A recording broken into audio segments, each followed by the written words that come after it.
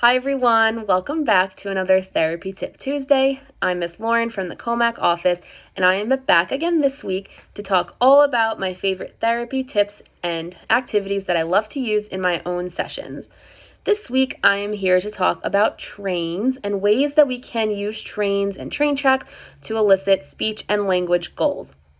Trains are not only entertaining and engaging for children, but they can be used in a variety of different ways to elicit speech and language, and I am going to talk all about that today.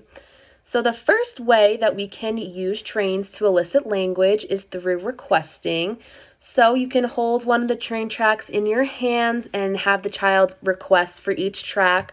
This is a good way to introduce having your child request for objects rather than them grabbing for objects or reaching for objects. This now introduces ways for them to use verbal communication, or if they need to use sign language to communicate, this is the perfect way to start introducing that. So the child can request for this track using the sign for more in sign language or verbally approximate the word more.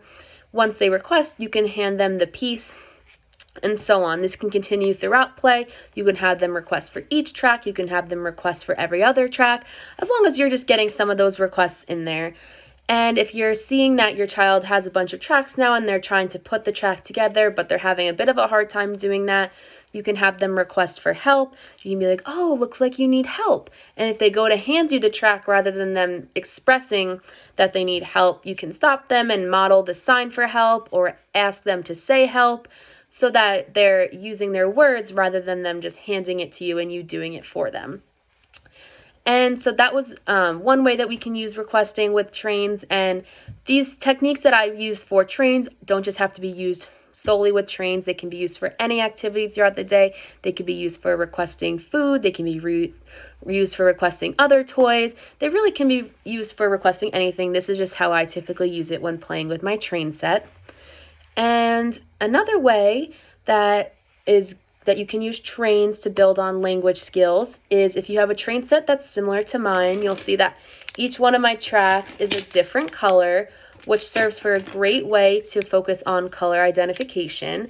So you can start with two colors, two of the tracks in your hand, and you can say, oh, look, I have these two tracks, show me yellow, and have them point to the yellow one. If it looks like they're pointing to the purple one, you can put that one to the side and be like, nope, that's not yellow, this is yellow. Just making sure that they're getting the right color identification for the right color.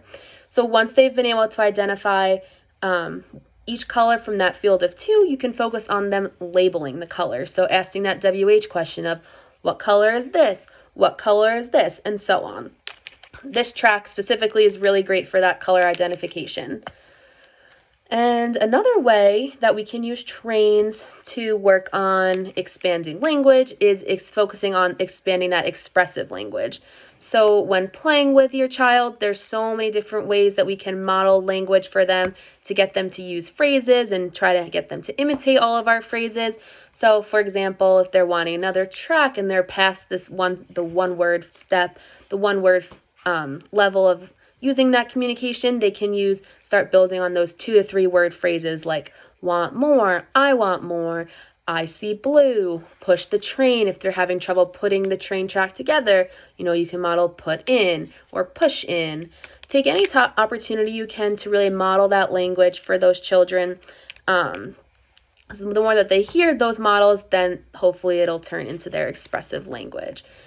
And another way you can use these trains is modeling those environmental sounds. So if you have the actual train in your hand, you can do choo choo, or if let's say the train gets stuck on the track, or if the track is stuck like together, then you can say uh-oh or oh no and try and get them to elicit those or imitate those environmental sounds.